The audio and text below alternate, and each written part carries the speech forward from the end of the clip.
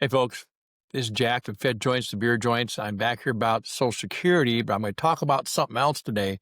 And I really didn't think I'd be making this many of these videos about Social Security, but I'm a Social Security recipient, also have a Medicare Advantage plan.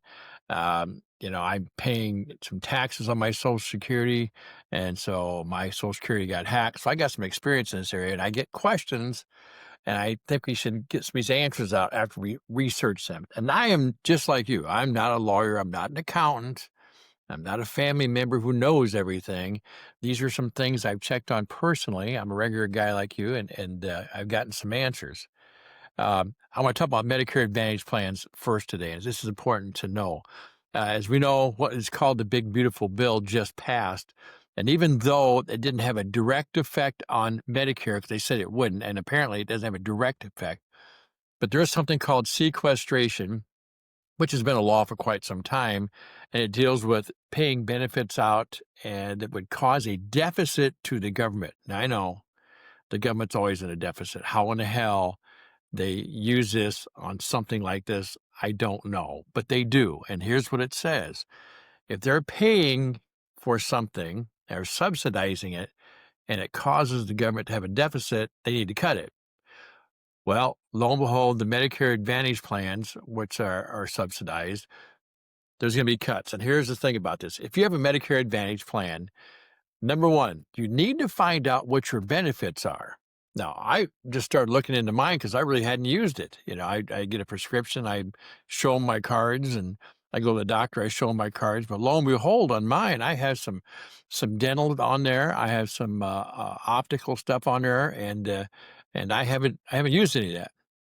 I'm going to tell you, use it now if you have those benefits. So the first thing you do is find out if you have those benefits. Contact your company. If you got an agent, call your agent, okay?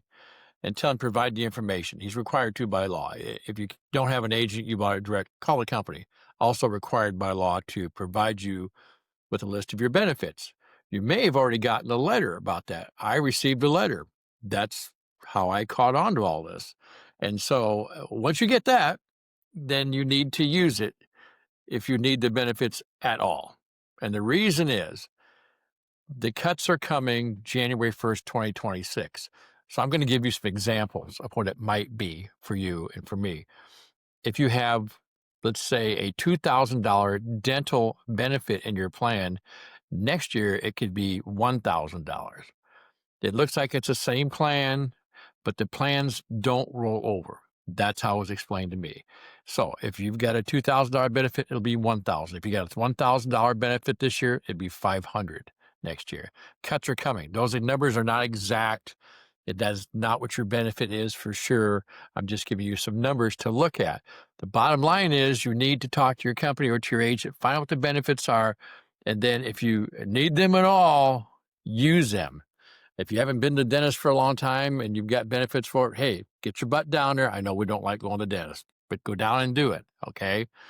Same thing about the eye doctors. They're a lot less painful, but go do that if you have to. Just use it for what it's for, but don't wait, because if it happens next year, and let's face it, as we all get a little older, it seems like we need these benefits more. And if they're going to be evaporating these because of the deficit, we might find ourselves in kind of a bind there. So I think going sooner is better. It's kind of a preventative thing, if nothing else. So do that. That's the first thing I wanted to talk to you about today, and that's a Medicare Advantage plan, not Medicaid. Okay, not talking about Medicaid. It's the Medicare Advantage plans. There's a lot of them out there.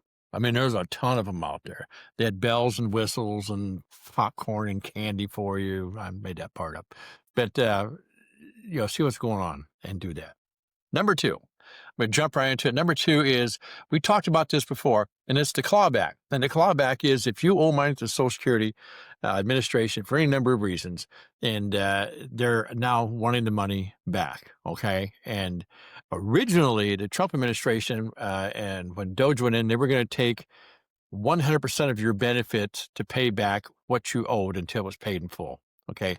The old standard was 10%. They wanted to go to 100. Well, enough people barked about that that they negotiated it down to 50% of your benefit. So if you're getting $1,000 a month in a Social Security benefit, but you owe them $1,000, they're going to take $500 a month till that thousand's paid off. Okay, 50%. If you get a letter about this, do not set it aside and ignore it, please, because that's what they're going to do. They're going to hack you in half. Be proactive. Number one, what are your options? You got three options. The first option is appeal it.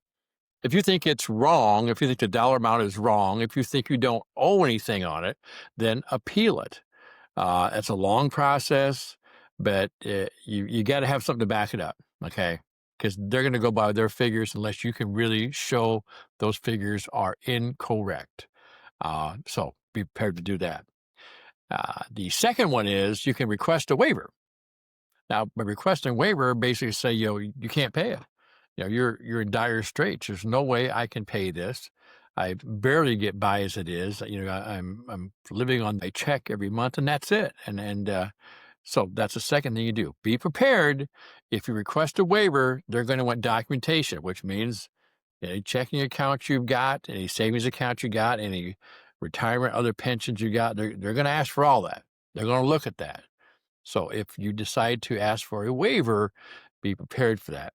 And the third thing is, this is the simplest thing. If you think you owe the money, we say, but I don't want to pay it back at that rate, or I can't afford to pay it back at that rate. Get a payment plan. Request a payment plan. Make a reasonable payment plan. Something you can afford, doesn't cause you a hardship.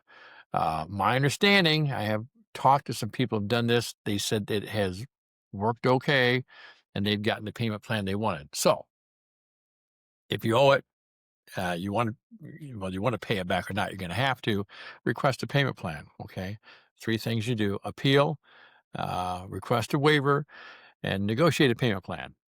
Something that's not going to kill you. All right. That's all I'm going to talk about today. I wanted to get right to the point. So remember, the big things is right now, as we just talked about in the callback, make sure you're proactive about it. If the Social Security contacts you, you owe money, or they think you owe money, do one of those 3 things we discussed. And if you have a Medicare Advantage plan, contact your company, contact your agent, see what your benefits are. Maybe you're fully aware of it. Maybe they've already sent you a letter like mine did me, and you're fully aware of this, and you're using the benefits, and you're fully prepared to do that. If not, find out. Signing off for now. This is Jack with Fed Joints and Beer Joints. Take care of your stuff. Hug your Social Security, because if you don't, somebody else will. Take care. I'll see you soon.